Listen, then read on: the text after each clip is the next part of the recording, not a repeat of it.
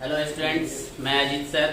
आज फिर हम क्लास 9 के चैप्टर 2 को लेकर के हम आए हैं। यहाँ पर आप बोर्ड पर देख रहे होंगे कि आपका जो चैप्टर 2 है is matter around us theory. तो इसमें इससे पहले आपने 3 वीडियो देख चुके हैं। इन तीनों वीडियो में आपको मैंने एलिमेंट्स, कंपाउंड, मिक्सचर की कुछ प्रॉपर्टीज और ट्रू सॉल्यूशन, सस्पेंशन के प्रॉपर्टीज को मैंने आपको बताया। आज हम लोग जानेंगे कोलाइड्स, जो टाइप ऑफ सॉल्यूशन है। यानी कि सॉल्यूशन जो होते हैं उसके 3 टाइप्स होते हैं, true solution, suspension and colloid. तो आज हम लोग कोलाइड्स के बारे में जानेंगे। तो सबसे पहले हम कोलाइड्स को देखते हैं कि कोलाइड्स क्या होता है।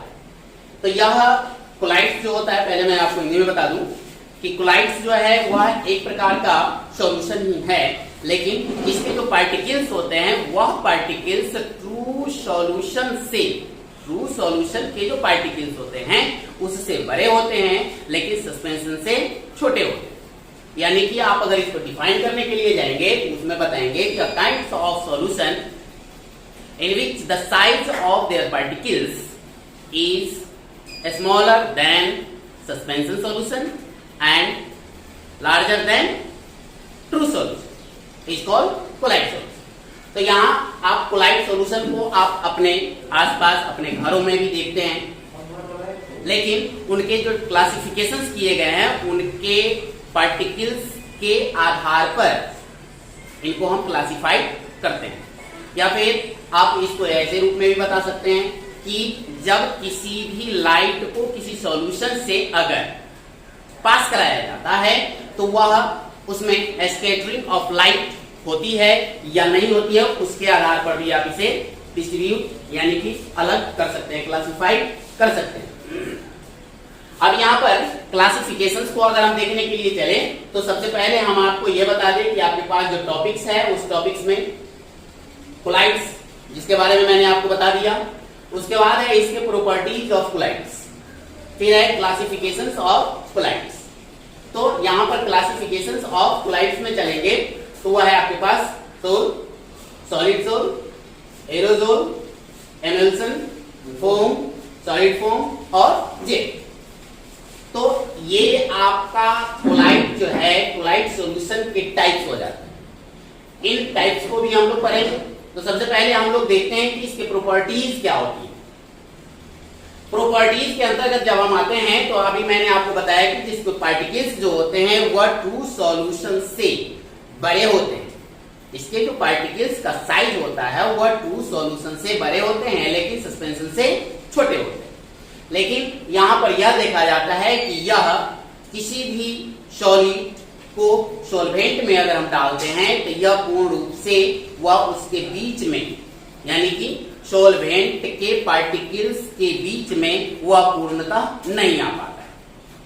ठीक है, तो यह पार्टिकल्स जो होता है उसको अगर आप माइक्रोस्कोप से देखने के लिए जाएंगे तो किसी कोलाइड सॉल्यूशन जो है वह कोलाइड के सॉल्यूशन को, कुछ ऐसे सॉल्यूशन हैं जिनको कि आप माइक्रोस्कोप से इनके पार्टिकल्स को आप नहीं देख सकते, फिर भी यह एक दूसरे के साथ ज्यादा चिपके हुए होते हैं, जिसके कारण यह इस रूप में तो गाढ़े रूप में आपको दिखाई देते हैं। यानी कि इसमें जो कंसंट्रेशन होता है वह कंसंट्रेशन सबसे ज्यादा होता है ट्रू सॉल्यूशन और सस्पेंशन के अपेक्षा। अब यहाँ इसके प्रॉपर्टीज को ही हम लोग जान रहे थे। दूसरा, मैंने अभी आपको बताया था कि इसके प्रॉपर्टीज के अंतर्गत जब आप जाते हैं तो यह इस रूप में आते हैं। जब भी आप इससे किसी लाइट को आप पास कराएंगे, जब भी आप किसी लाइट को इसके सॉल्यूशन से पास कराएंगे तो वहां पर आप देखेंगे कि लाइट का स्कैटरिंग हो रहा है, यानी कि लाइट जो होती है वो बिखर जाती है, जिसको आप क्या कहेंगे, टिंडल इफेक्ट कहते हैं। यानी कि the scattering of light in a solution, this process is called टिंडल effects. तो यहां पर टिंडल इफेक्ट्स को यह प्रभावित करता है, यानी कि यह टिंडल इफेक्ट्स को प्रदर्शित करता है। दूसरा है कि इसके जो पार्टिकल्स होते हैं इनके जो साइज होते हैं वह, अभी मैंने आपको बताया कि ट्रू सॉल्यूशन से बड़े और सस्पेंशन से छोटे होते हैं। यह भी इसका फिजिकल प्रॉपर्टी आता है।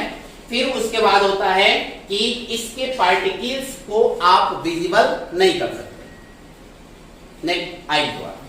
कुछ ऐसे कोलाइड सॉल्यूशन हैं जिनके पार्टिकल्स को माइक्रोस्कोप द्वारा भी नहीं देखे जा सकते। ठीक, उसके बाद आगे है आपके पास कि यह कोलाइड सॉल्यूशन जो होता है इसको अगर आप फिल्टर पेपर से अगर आप इसको फिल्टरेशन करने की कोशिश करेंगे तो भी यह फिल्टरेशन नहीं हो पाता। ठीक है, जैसे कि फिल्टर पेपर ले लेते हैं, आप उसमें क्या करें, रंग घुले हुए पानी को आप डाल दें तो आप देखेंगे कि जो रंग के जो पार्टिकल्स होते हैं वह भी फिल्टर पेपर से छनके नीचे पानी के साथ चला जाता है। तो यहाँ पर आप उसको क्या कहेंगे कि वह भी एक कोलाइड सॉल्यूशन होता है, या फिर आप इंक को ले लें, वह भी कोलाइड सॉल्यूशन होता है। तो जितने भी कोलाइड सॉल्यूशन होते हैं उसको आप नहीं छान सकते हैं फिल्टर पेपर से। फिर उसके बाद है कि यह कोलाइड सॉल्यूशन जो होता है उस कोलाइड सॉल्यूशन को आप अगर सेपरेट करना चाहते हैं, उसके कंस्टिट्यूएंट जो हैं यानी कि उसमें जो सम्मिलित अवयव हैं, कंपोनेंट्स हैं, उसको आप अलग नहीं कर सकते हैं फिजिकल प्रोसेस के द्वारा। ठीक है, आगे फिर कि जब भी आप इसके अंदर से लाइट को आप भेजते हैं तो लाइट के साथ वह लाइट को अपने पार्टिकल्स के द्वारा स्कैटरिंग करते हैं। तो ये आपके पास क्या है, कोलाइड के प्रॉपर्टीज हो जाते हैं। अब हम लोग चलते हैं क्लासिफिकेशंस ऑफ कोलाइड्स, यानी कि सोल जो है उसको देखते हैं। यहां पर आपको एग्जांपल में दिया गया है इंक शॉक सॉल्यूशन। अब इसको क्यों ऐसा रखा जाता है ये हम आपको बताते हैं कि जब भी आप इंक को कुछ देर के लिए स्थिर छोड़ देते हैं, 5 से 6 घंटे तक अगर आप स्थिर छोड़ देते हैं तो आप देखेंगे कि उसके बॉटम में कुछ पार्टिकल्स नीचे बैठ जाते हैं, यानी कि सेटल्ड डाउन हो जाते हैं। तो वहां पर आप यह बताएंगे कि इस प्रकार के जो सॉल्यूशन होते हैं वह कोलाइड सॉल्यूशन होते हैं। सेम उसी तरीके से आप शॉक सॉल्यूशन के साथ भी देख सकते हैं। शॉक सॉल्यूशन में भी आप देखेंगे कि जब आप कुछ देर तक उसको छोड़ देते हैं तो उसके बॉटम में किसी भी बर्तन में अगर शॉक सॉल्यूशन है तो उसके बॉटम में आप देखेंगे तो कुछ पार्टिकल्स आपको लगेगा कि वह बैठा हुआ है, जिसका रंग जो होगा वह आपको अलग दिखाई देगा। उसकी जो प्रॉपर्टीज होंगे यानी कि वह गाढ़े ज्यादा आपको प्रतीत होंगे। उसके बाद होता है सॉलिड सोल। यह सॉलिड सोल जो होता है इसमें हम इसको बोल सकते हैं जेमस्टोन। अब यह जेमस्टोन जो होता है वह क्या होता है, एक सॉलिड पार्टिकल्स होता है। अधिकांशतः ऐसे देखे जाते हैं कि कुछ फेस क्रीम में जेमस्टोन्स डाल दिए जाते हैं जो वास्तव में वो सॉल्युबल नहीं होते हैं, लेकिन उसमें हार्डनेस होती है। ठीक है, वह आपकी उंगली पर खुरदुरापन को फीलिंग्स कराएगा, यानी कि रफनेस को बताएगा। तो इस प्रकार के जो सॉल्यूशन होते हैं उसको हम लोग क्या बोलते हैं, सॉलिड सोल बोलते हैं। आगे है एरोजोल। तो एरोजोल जो होता है उसमें क्या होता है उसको आप जानिए, यानी कि हवा में घुले हुए क्रिस्टल्स पार्टिकल्स जो होते हैं उसको हम लोग एरोजोल बोलते हैं। जैसे कि आप स्मोक को देखें तो स्मोक जो होता है उसमें कार्बन के क्रिस्टल पार्टिकल्स होते हैं। वह कार्बन क्रिस्टल पार्टिकल्स ही ब्लैकिश पार्टिकल्स के रूप में, या फिर आप यह कह सकते हैं कि उसमें जो कुछ पानी के कण होते हैं वह पानी के कण भी उसको प्रदर्शित कराती है। या फिर हेयर स्प्रे को देख लें, फॉग को देख लें, फॉग भी उसी प्रकार का होता है। When the water vapor condense on the particles of atmosphere, then it form a fog। ठीक है, जिसको हम लोग कोहरा कहते हैं। वह क्या होता है कि वाटर के वेपर्स जो होते हैं उस पार्टिकल्स पर कंडेंस कर जाते हैं और वह हवा में घूमते रहते हैं, फ्लोटिंग करते रहते हैं। तो इसको आप क्या कहते हैं, फॉग कहते हैं। तो यहाँ भी आप देख रहे हैं कि वह पार्टिकल्स जो होता है वह विजिबल तो नहीं है नेक्ड आईज द्वारा, लेकिन वास्तव में वो पार्टिकल्स हैं और उस पार्टिकल्स पर ही या वाटर पार्टिकल्स जो होता है वो कंडेंस होकर के रहते हैं। तो इसको भी हम देख सकते हैं आसानी से। उसके बाद होता है एमल्जन। तो यहाँ पर आप देखेंगे एमल्जन में कि मिल्क, दूध को आपने देखा होगा, तो दूध के जो कुछ ऐसे पार्टिकल्स होते हैं उस पार्टिकल्स को आपको पता चलेगा कि वह दूध के पार्टिकल्स को हम वास्तविक रूप से उसके पार्टिकल्स को विजिबल या अलग अलग डिफाइन नहीं कर सकते हैं, लेकिन वह पार्टिकल्स वास्तव में उसमें घुली हुई होती है। या फिर आप बटर को ले लें या फेस क्रीम को ले लें, फेस क्रीम को आप बखूबी आप अपने हाथों पर रखेंगे तो आपको पता चलेगा कि उसमें किसी एक प्रकार की चमक को वह फीलिंग्स आपको कराएगी, तो वह पार्टिकल्स के कारण ही ऐसा संभव हो पाता है। यानी कि इसको जब भी आप किसी भी एरोजोल को आप देखते हैं तो वह एरोजोल जो होता है वास्तव में वह हवा में घुलनशील होते हैं। ठीक है, आगे है आपके पास फोम। अब ये फोम क्या होता है, तो फोम कहने का मतलब झाग से है। झाग समझ रहे हैं, जैसे कि साबुन हम लोग लगाते हैं तो उसमें झाग निकलते हैं, सर्फ को घोलते हैं उसमें झाग निकलते हैं। तो यहाँ पर फोम कहने का मतलब यह हो रहा है कि उसमें एयर भरी हुई हो।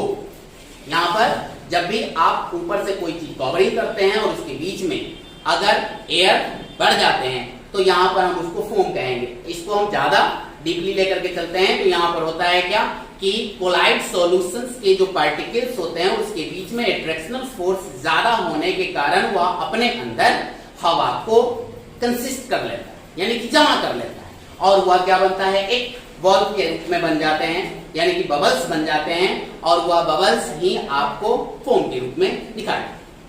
ठीक है, तो यहाँ आप उसको आप देख सकते हैं कि फोम में फायर एक्सटिंग्विशर को लिया है, जो एक फोम के रूप में फायर एक्सटिंग्विशर जब भी उससे कार्बन डाइऑक्साइड निकलती है तो वो फोम के रूप में ही निकलती है, यानी कि वह कार्बन डाइऑक्साइड एक लिक्विड्स के बबल्स के अंदर भरी हुई है। ठीक है, और दूसरा आप देखेंगे सॉफ्ट बबल्स, इसको तो आप देख ही रहे हैं, सर्फ के बबल्स इसको भी आप देख रहे हैं। तो वह क्या हो जाता है कि आप उसको कोलाइड्स का ही पार्ट्स बताएंगे।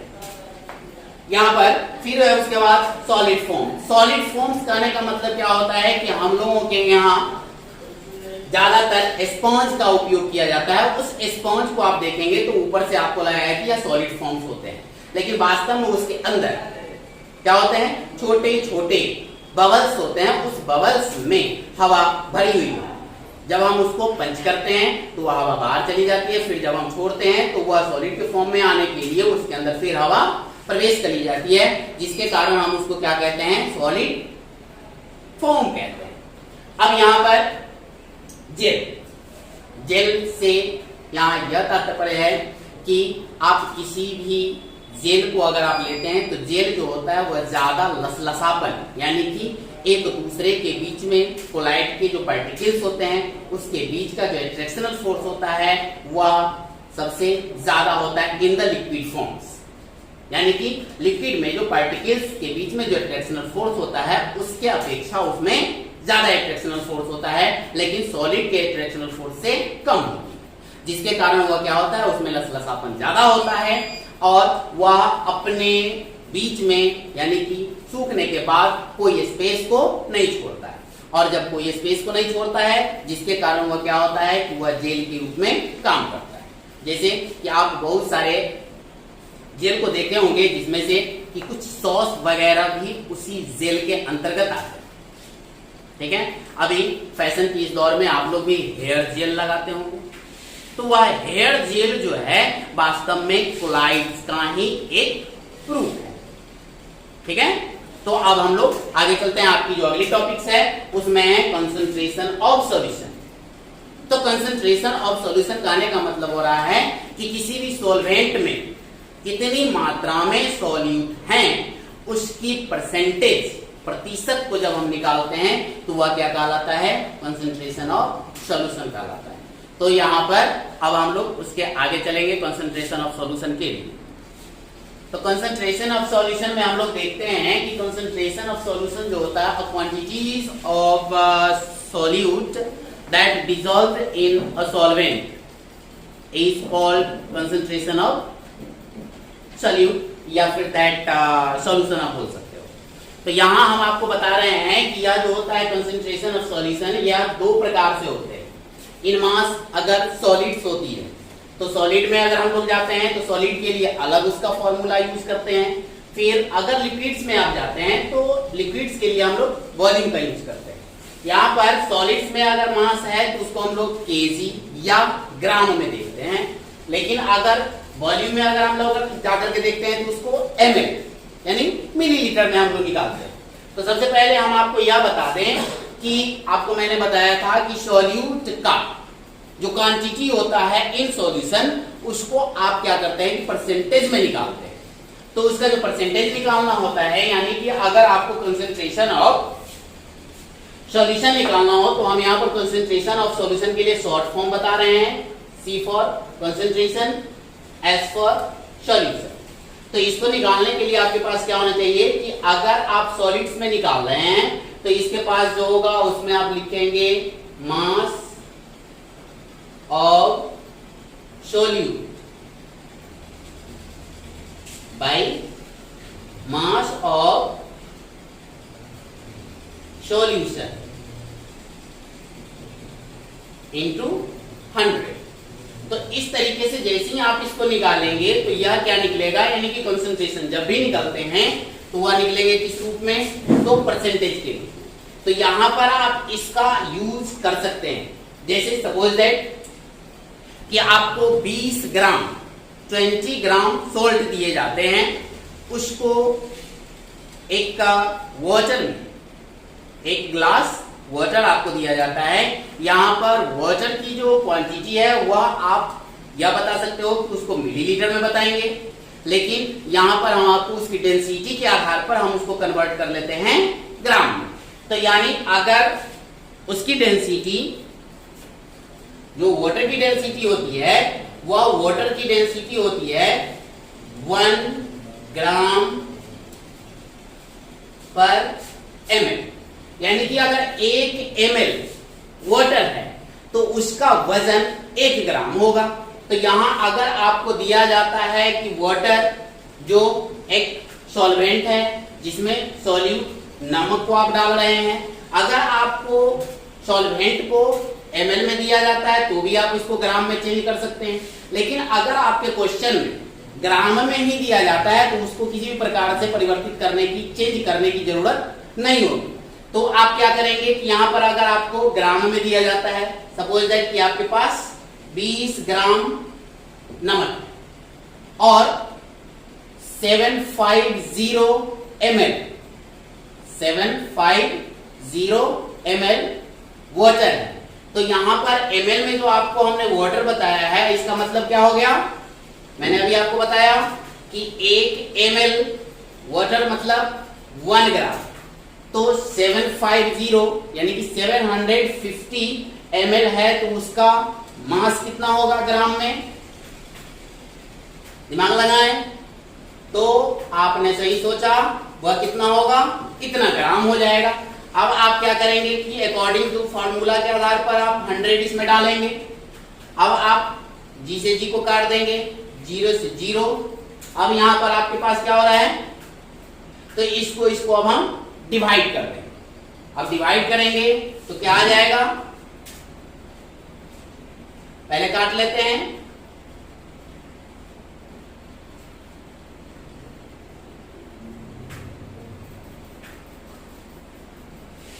तो 25 जा, उसके बाद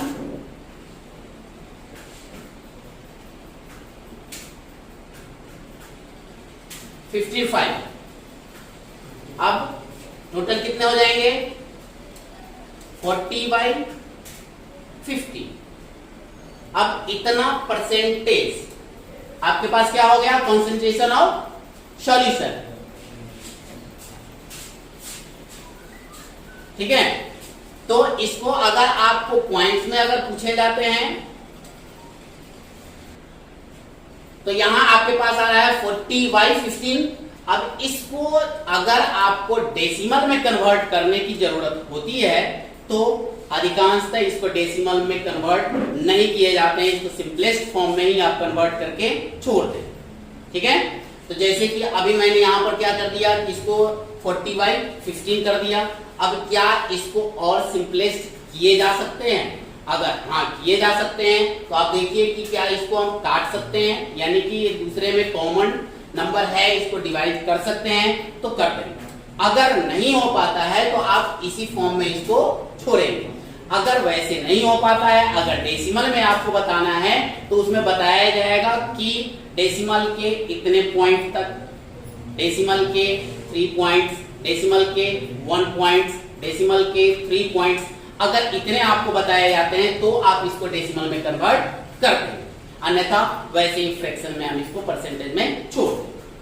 ठीक है, सिमिलरली इसी तरीके से हम लिक्विड्स में जाते हैं। तो लिक्विड्स में जाने के लिए अब हमको क्या करना होता है कि इसका जो फॉर्मूला होता है सेम उसी प्रकार से हम लोग निकालते हैं, लेकिन इसमें हम लोग क्या करते हैं कि इसको मिलीग्राम में निकालते हैं, यानी कि वॉल्यूम में। ठीक है, तो यहां पर इसके लिए जो आपके पास CS यानी कि कंसंट्रेशन ऑफ सॉल्यूशन के लिए आप जाते हैं, तो इसमें हम लिखेंगे वॉल्यूम ऑफ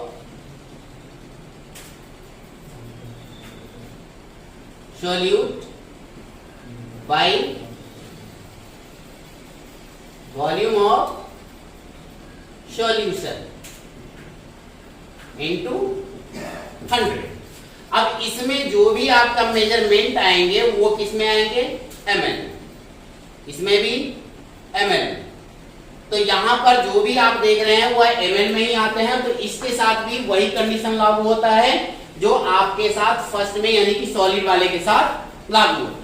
तो इस प्रकार से आपके पास जो क्वेश्चन आते हैं उसमें कंसंट्रेशन ऑफ सॉल्यूशन को निकालने के लिए, तो मैं आपको एक क्वेश्चन इसी में दे रहा हूं। इस क्वेश्चन को आप क्या करेंगे कि पॉज करके उसके बाद इसको आप सोल्व करके देंगे असेसमेंट में। वह असेसमेंट में जो आपका क्वेश्चन होगा उसको आप ध्यान से सुने। A solution contains 30 gram sugar dissolved in 370 ml of water. Calculate the concentration of this solution. फिर से हम आपको क्वेश्चन रिपीट करते हैं। A solution contains 30 gram of sugar dissolved in 370 ग्राम और ml of water. Calculate the concentration of this solution. तो आप इसको असाइनमेंट में डालेंगे। ठीक है, अब आपके पास आता है सॉल्युबिलिटी, जो आपकी अगली टॉपिक है वो है क्या, सॉल्युबिलिटी। तो सॉल्युबिलिटी को अगर हम देखने के लिए जाते हैं तो यह सॉल्युबिलिटी जो होती है वह क्या होता है कि किसी भी सॉलिड को किसी भी सॉल्वेंट में घुलने की जो क्षमता होती है उसी को हम लोग सॉल्युबिलिटी बोलते हैं। यह सॉल्युबिलिटी को अगर आप देखने के लिए जाएंगे तो यहाँ पर होती क्या है कि कुछ ही ऐसे सॉलिड्स जो सॉल्युबल होते हैं वाटर में, उनकी मात्रा जो होती है रूम टेम्परेचर पर सर्टेन होती है, यानी कि रूम टेम्परेचर पर किसी भी लिक्विड्स यानी कि वाटर में, क्योंकि वाटर जो है वह यूनिवर्सल सॉल्वेंट है, तो यहाँ पर यूनिवर्सल सॉल्वेंट इसलिए उसको कहा जाता है कि उसमें अधिकांशतः सॉलिड घुल जाते हैं, इसीलिए उनको हम लोग क्या कहेंगे, यूनिवर्सल सॉल्वेंट। तो यहाँ हम क्या कर रहे हैं कि रूम टेम्परेचर पर वाटर में जब आप किसी सॉलिड को घुलाने के लिए जा रहे हैं तो उसमें एक सर्टेन क्वांटिटीज ऑफ सॉल्यूट ही घुलेंगे, उसके बाद वह सॉल्यूट घुलेंगे नहीं बल्कि उसके बॉटम पेंदी में, बर्तन की पेंदी में जाके बैठ जाएंगे। तो यहाँ पर क्या हो गया कि वह उसकी सॉल्युबिलिटी को दिखाता है कि 100 ग्राम अगर कोई सॉल्वेंट है, 100 ग्राम कोई सॉल्वेंट है, उसमें कितनी क्वांटिटी सॉल्यूट की घुल रही है, उसी को हम लोग क्या बोलते हैं, सॉल्युबिलिटी ऑफ सब्सटेंस। तो यहाँ पर डिफरेंट सब्सटेंस के डिफरेंट सॉल्युबिलिटी होती है। जैसे कि अगर रूम का टेम्परेचर 20 डिग्री सेल्सियस है तो अगर आप कॉपर सल्फेट को 100 ग्राम वाटर में घुलाने के लिए जाएंगे तो वहां पर वह 21 ग्राम ही कॉपर सल्फेट उसमें घुल पाएंगे, उससे ज्यादा नहीं घुलेंगे। लेकिन यदि आप उसको ज्यादा घुलाना चाहते हैं तो वहां पर आपके लिए उसके टेम्परेचर और प्रेशर दोनों को इफेक्टिबल करना होगा, जो आपके लिए अगले टॉपिक्स में है, जहां पर आप देख रहे हैं कि effect of temperature and pressure on solubility. तो इसमें हम आपको बताएंगे कि क्या होता है। उससे पहले आप जानिए कि सैचुरेटेड एंड अनसैचुरेटेड सॉल्यूशन क्या होता है। तो यहां पर वर्ड्स से ही आप निकाल सकते हैं कि सैचुरेटेड क्या होता है और अनसैचुरेटेड क्या होता है। अनसैचुरेटेड आप यहां देख रहे हैं, यहां पर ठीक अपोजिट होता है, ठीक है। इंग्लिश में जब अन कहा जाता है, कहने का मतलब नहीं के बराबर होता है, यानी कि इसमें सैचुरेटेड कहने का मतलब क्या हो रहा है कि उसमें नहीं घुलेंगे, यानी कि जो भी सॉल्यूट होंगे वह उस सॉल्वेंट में जिसमें और उसको घुलाया गया है, उसको और अगर हम घुलाने के लिए जा रहे हैं तो सैचुरेटेड कहने का मतलब कि उसमें अब नहीं घुलेंगे। लेकिन अनसैचुरेटेड में कहने का मतलब क्या होता है कि इसमें और घुलाए जा सकते हैं, ठीक है। यानी यहां पर आपको ठीक उसका अपोजिट मिलेगा, ठीक है। तो यहां हम सबसे पहले जानते हैं सैचुरेटेड के बारे में। सैचुरेटेड एक प्रकार का सॉल्यूशन होता है जिसमें और अधिक सॉल्यूट को नहीं घुलाया जा सकता, ठीक है। यानी कि those type of solution in which no more solute dissolved in the solution is called saturated. But unsaturated solutions, those solution in which more quantities of solute dissolved in the solution is called unsaturated. ठीक है। जैसे कि एक उदाहरण हम आपको बताते हैं कि हम लोग जो घर में शरबत बनाते हैं चीनी का जब हम लोग शरबत बनाते हैं तो वह नॉर्मली मीठे होते हैं, यानी वह जो होता है नॉर्मली जो मीठे होते हैं वह अनसैचुरेटेड, यानी कि उसमें और चीनी को डाल के घुलाए जा सकते हैं बिना किसी भी प्रकार के फिजिकल प्रॉपर्टीज को चेंज किए। यानी कि आप उसमें न तो प्रेशर को घटाएंगे, न बढ़ाएंगे, न टेम्परेचर को बढ़ाएंगे और न ही घटाएंगे। तो यहां पर क्या हो गया कि वह अनसैचुरेटेड हो गया। लेकिन जैसे ही आप सैचुरेटेड में जाते हैं तो सैचुरेटेड में जाने के बाद क्या हो जाता है कि आपने चीनी की अधिकतम मात्रा को सॉल्वेंट में डाल दिया है। अब सॉल्वेंट की कैपेसिटी जो है वह घुलाने की नहीं है, तो वहां पर वह क्या बन जाता है, सैचुरेटेड सॉल्यूशन बन जाता है, ठीक है। अब हम लोग देखते हैं effect of temperature and pressure on solubility, ठीक है।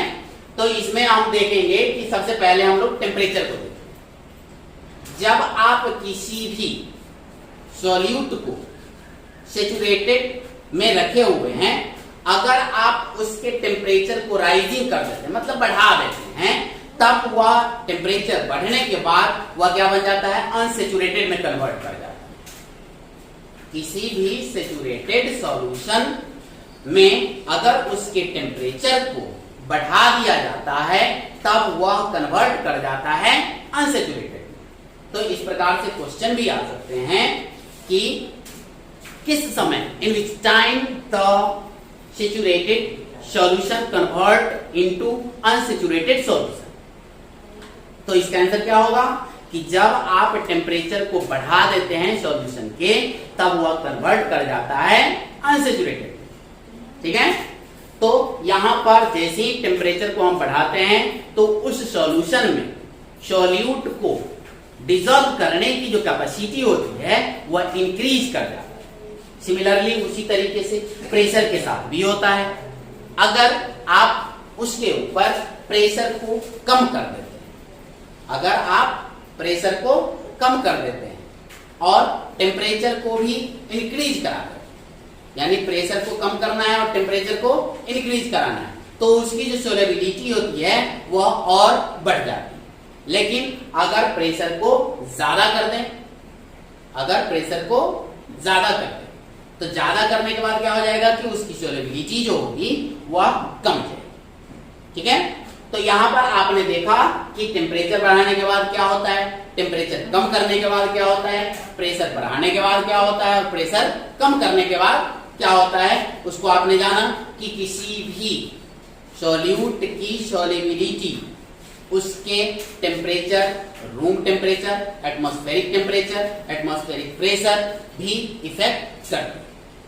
ठीक है, तो अब हम लोग चलते हैं, आपकी जो लास्ट टॉपिक है वो है फिजिकल एंड केमिकल चेंज। तो यहां पर फिजिकल और केमिकल चेंज के बारे में हम आपको बताना चाहेंगे कि in this change no any new substance are formed but their shape and size are also be changed।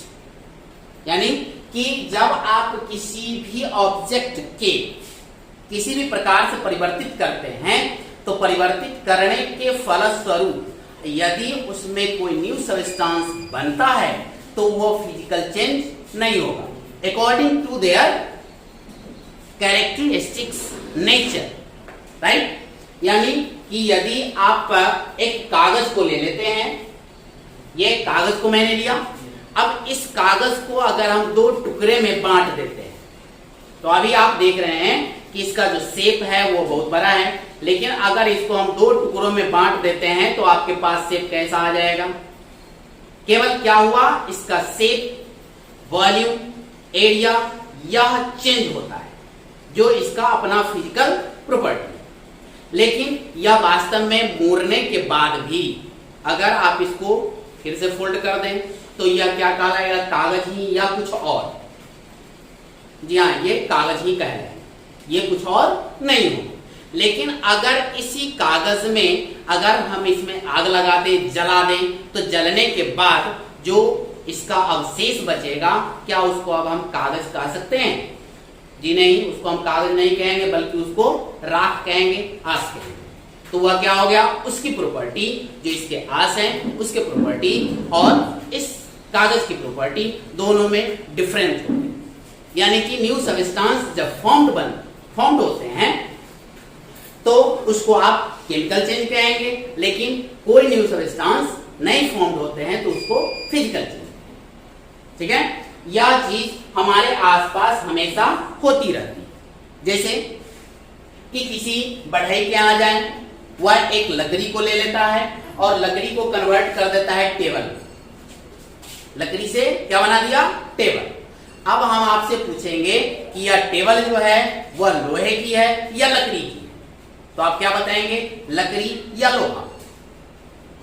केवल उसकी आकृति को चेंज कर दिया गया है, उसकी अपनी जो उस वस्तु है उस वस्तु के फिजिकल प्रॉपर्टी में कोई चेंजिंग नहीं हुआ, अतः वह जो टेबल होगा वह लोहे की नहीं बल्कि लकड़ी की। सिमिलरली उसी तरीके से आप देखेंगे कि लोहे की एक कोई चीज को ले लें, जैसे कि हमारे घर में बहुत सारे लोहे की चीजें होती हैं, जैसे कि आप पाइप को ले लें, तो पाइप में क्या होता है कि आप देखेंगे कि उसमें जंग लग जाती है, तो जंग लगने के बाद उससे जंग निकल जाता है, तो उस जंग को क्या हम लोहा कह सकते हैं? नहीं, क्योंकि उस जंग से हम किसी भी प्रकार से कोई भी चीज नहीं बना सकते। बहुत सारा जंग का ढेर लगा दिया गया और उस ढेर से कहा जाएगा कि आप इसका एक चेयर लोहे का बना वेल्डिंग करके, तो क्या हम उस जंग को वेल्डिंग करके कुर्सी बना सकते हैं?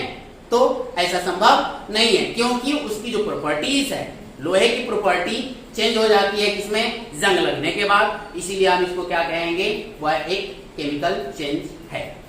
तो अगले दिन हम फिर अगली वीडियो में फिर मिलेंगे, जिसमें आपको मिक्सचर के बारे में पढ़ने हैं। तो आप मिक्सचर को पढ़ने से पहले आप अपने बुक को रीड करेंगे, क्योंकि उसमें बहुत सारे separations of methods from the different components of mixtures के बारे में आपको पढ़ने हैं। तो उसके मेथड्स को आप पढ़ लेंगे, उसके एग्जाम्पल को पढ़ लेंगे, तो आपको मिक्सचर समझ में आएगा। Thank you.